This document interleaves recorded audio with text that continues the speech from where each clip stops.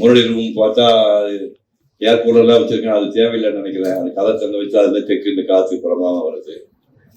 போது பொண்டாட்டி புள்ள குட்டி பற்றி எல்லாம் பார்த்தாச்சு. இனிமேல் அவனுக்கு தொல்லை கொடுக்க வேண்டாம், பேசாம இங்கே சாமியார் சாமியார் மாதிரி அந்த அளவுக்கு தாடி உலகத்துக்கு எப்படியா 5 வருஷம் ஆகி போகணும்னு அந்த அளவுக்கு தாடி நீளமாகும். தாடி இல்லாட்டப்ப மனசளவுல எல்லாத்தையும் தொடர்ந்து இங்க வந்து தங்கிக்கலாமான்னு நினைச்சேன். நான் சொன்ன மாதிரி சபரிமா கண்ணுக்கு தங்கிட்டீங்கன்னா இவங்க மாட்டிக்குவாங்க. எல்லாருக்கும் இவங்க சாப்பாடு போட முடியாது, பராமரிக்க முடியாது. இந்த முதியோர் இல்லம் அப்படிங்கிற விஷயமே வந்து அது யாருக்காக துவைக்கிறக்கான்னு நீங்க முதல்ல தெரிஞ்சுக்கணும். அதாவது கல்யாணம் ஆச்சு, புருஷன் முன்னாடி சேர்ந்து வாழ்ந்தாங்க, 30 வருஷம் 40 வருஷம் 50 வருஷம் வாழ்ந்து கூட மகப்பேறு குழந்தை பேர் இல்லாத பெரியவங்க இருக்காங்க. புரியுதா? வாரிசுகள் யாரும் போறதில்லை, இருக்காங்க, நிறைய பேர் இருக்காங்க. 80 வயசு பொண்டாட்டிக்கு 75 வயசு இருக்கு, அவனுக்கு குழந்தை பாக்கியமே இல்லை. அவங்க வயசான காலத்துல எங்க போவாங்க? அவங்களுக்கு தான் இந்த முதியோர் இல்லம். புரிஞ்சுங்களா?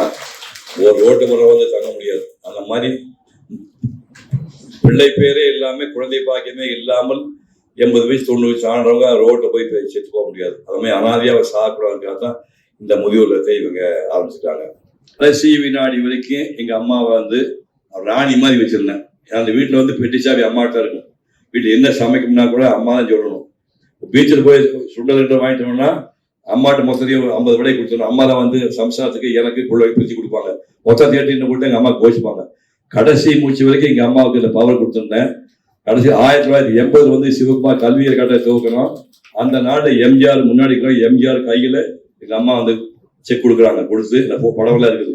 எம்ஜிஆர் தலைமையில சிவகுமார் கல்வி துவக்கி எங்க அம்மா உயிரோடு இருக்க வரைக்கும் 9 வருஷமும் எல்லா மாணவர்களுக்கும் எங்க அம்மா தான் பரிசு கொடுத்தாங்க. அந்த மாதிரி ராணி மாதிரி எங்க அம்மா வச்சிருந்தேன். புரியுதவனுக்கு?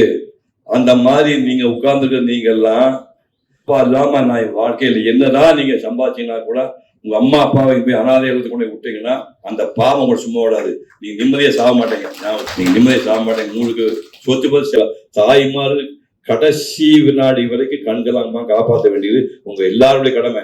சும்மா சிவகுமார் பேசினா விட்டுறாதீங்க. உங்களை உருவாக்கி விட்ட தாய்மார்களை அப்பா அம்மார்களே கடைசி மூச்சு வரைக்கும் நீங்க நல்லா வச்சுங்க. Okay, fine. Let me pour.